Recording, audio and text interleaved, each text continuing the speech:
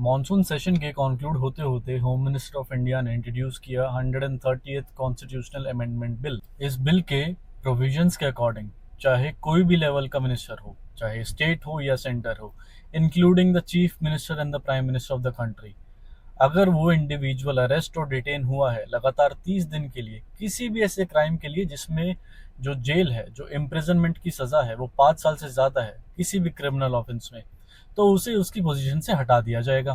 Position से हटाने की अथॉरिटी प्रेसिडेंट और गवर्नर को दी गई है। प्रेसिडेंट पीएम के केस में, गवर्नर सीएम के केस में, और उसी हिसाब से रेस्पेक्टिव मिनिस्टर्स के लिए।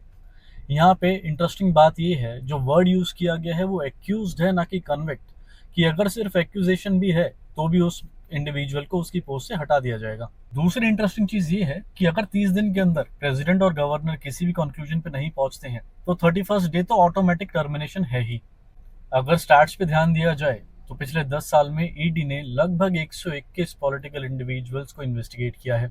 अगर ये बिल कुछ महीनों पहले अगर पास हो गया होता तो जो दिल्ली और झारखंड की पॉलिटिक्स है वो कुछ और ही हमें देखने को मिलता।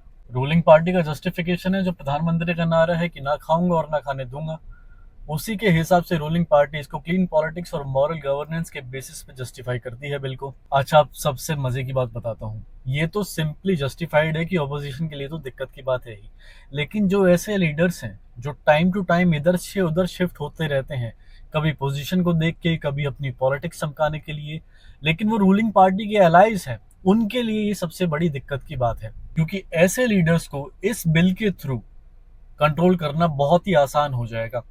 देखते हैं, विंटर सेशन का वेट करते हैं। हालांकि इस बिल का पास होना और पास होकर एक्ट बनना थोड़ा टफ है, क्योंकि ये ऑब्वियसली कॉन्स्टिट्यूशनल अमेंडमेंट बिल है, तो 2/3 मेजोरिटी चाहिए होगी पार्लियामेंट में, और वो आना थोड़ा अभी के लिए डिफिकल्ट है क्योंकि अपोजिशन को भी सपोर्ट करना पड़ेगा।